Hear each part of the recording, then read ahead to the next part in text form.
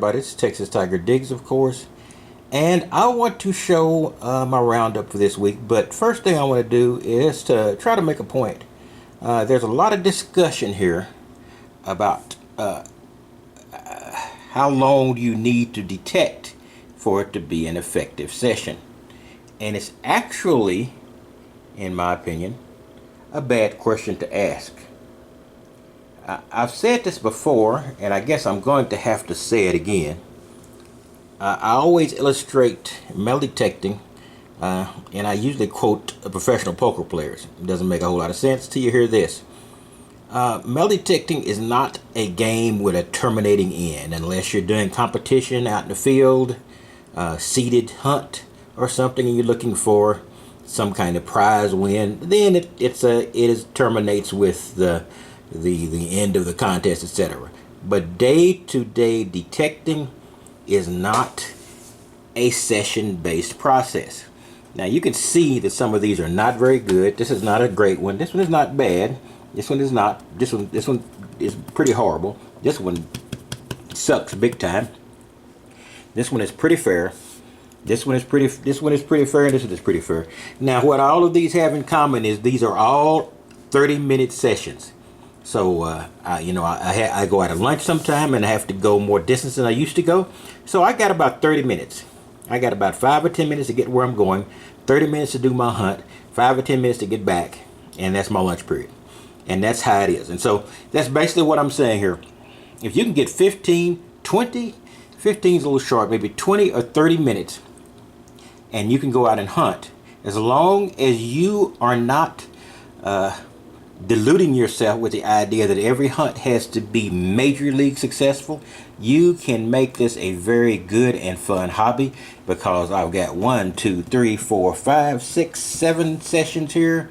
And these are just some Prestige links, so I separated those out. That's 7 sessions, and that's about 210 minutes. So that is 3 hours and 30 minutes.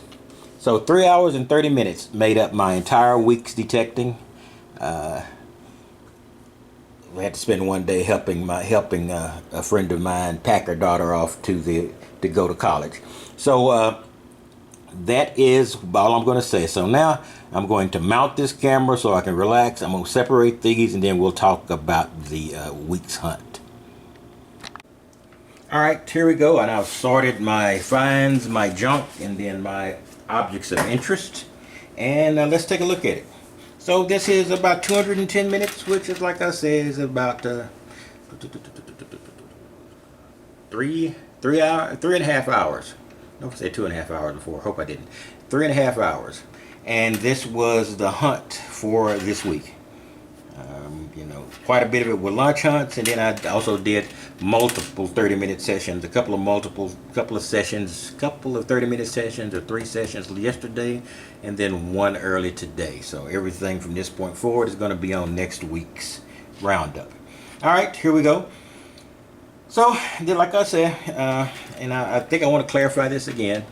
And when I talk about poker in relation to metal detecting, is the one thing I'm looking at, really, because there's not many similarities beyond this, is if you begin to metal detect, you have started a metal detecting session that began when you started the hobby and will end when you end the hobby or die. So all of this is just an organic member of one group. Since this is not a contest with a definitive end, you have one long metal detecting session, and it doesn't really matter if you do a 20-hour session or 21-hour sessions. The results are the same, or 30-minute sessions. The results are the same. So I don't worry about these marathon hunts that I do see some guys doing, but most of the time these guys are doing it on weekends, or they've made excursions to metal detect. That changes everything.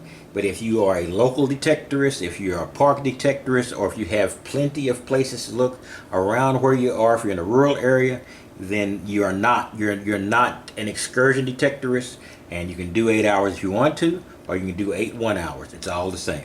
In any case, here I go. Not too bad for the length of time I detected. About 250 250 in quarters. That's 310. That's six dimes. And a handful of pennies. Let's just make that 330, 325. 325, give or take a penny or two. And a few interesting finds here. Found another sinker, and there is a pond near where this is. And so, I always like getting these sinkers because lead reads a lot like gold, and the only reason this is not gold is my lack of good fortune right now. And I had another piece of lead, which is a projectile point off of a bullet. Not exactly sure exactly what the caliber is of that. And this is a charm that says P-E-R-S-O-N, person. So the people were trying to, my person.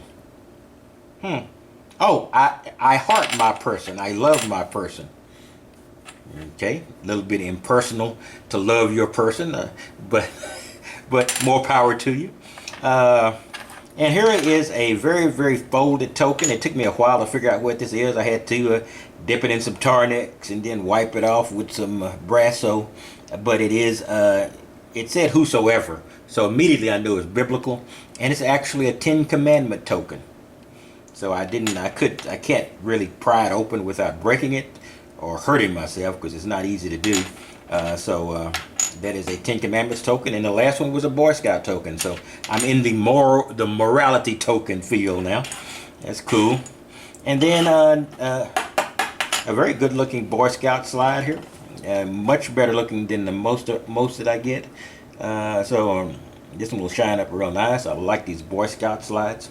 They'll go into my box of keepers and wonders. And a watch bezel. This is junk, but boy, those things always read good. And you get enough of it. If it comes out, you don't see this part.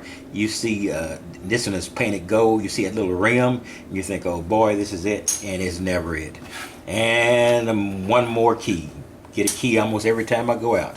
So guys, that's it. And that's all the roundup for this week. And my little diatribe on small sessions versus large sessions versus the eternity or the grand circle of metal detecting.